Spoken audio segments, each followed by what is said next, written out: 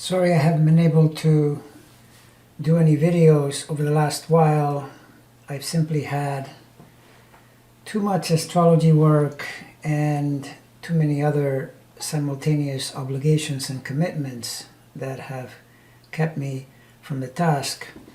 And it's looking like the rest of the month will continue pretty much in the same way. So what I'm going to try to do is, for the time being, simplify the videos, and it'll mean you'll see less illustrations than usual, which means in a sense you'll have to take my word for it. And in other cases I'll make the videos a little shorter than usual, in some cases very short, to at least get the point across. So in this one I want to address an inquiry that I saw a while back in regard to a media story that was published in the Atlantic and then carried by a number of the main outlets in the mainstream media, in particular, for example, Rachel Maddow's program, as well as, I believe, Deadline White House with Nicole Wallace carried it as well. And it was related to an Atlantic magazine article by Barton Gellman, which was quite pessimistic about Democratic prospects going into 2022 and especially 2024, with a view to Trump's return to power and essentially the fascist takeover of the USA government.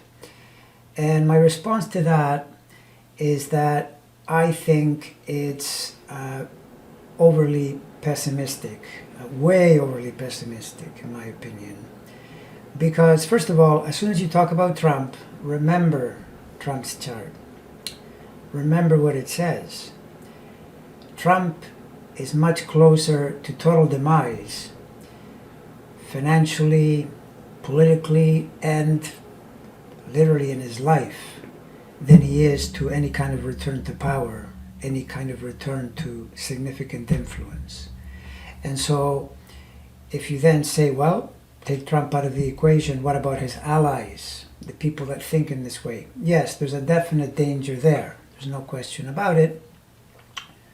But even there are plenty of astrological indicators to tell us that both the 2022 election and the 2024 election look quite good for Democrats.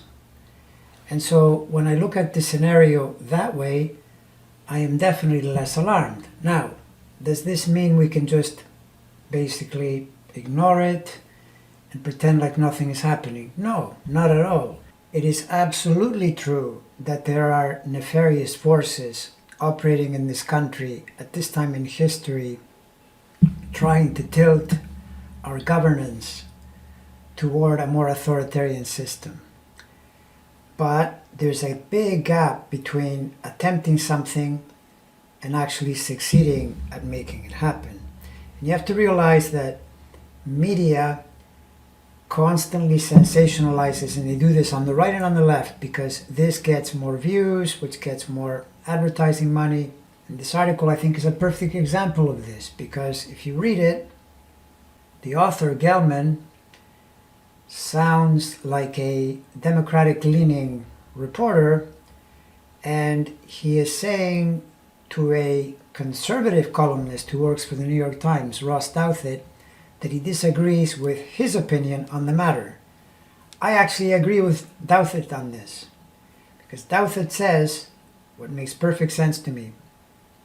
Trump and his allies' best opportunity to carry out this despicable objective of theirs came when they were in power, when Trump had control of the levers of government, because he was able to do things like block the National Guard from showing up.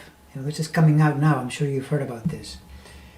And many other things that they were trying to do because they had this despicable criminal clown in charge. But that's not the case now. So the task becomes way more difficult. Here I'm speaking on the political level, but it's true on the astrological level as well. The planetary patterns do not support it. Now, does that mean that we can just all go to sleep and not vote? Absolutely not. Absolutely not. That's the whole point. We all have to keep our eye on the ball, stay positive, and be determined to speak with our vote. If the 81 plus million people that voted in 2020, because that's what the number was, let Trump say whatever he wants about it.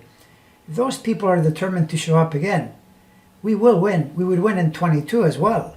Absolutely. There's no question. And I continue to see it that way. I continue to be optimistic about 22 and 24. And so, not that I'm dismissing the whole thing that Gelman wrote, or what Rachel Maddow brought up, or what Nicole Wallace brought up, etc. Well and good. But in my opinion, that is not the way it's going to go. So I would say, relax and stay focused. The stars are with us on this one.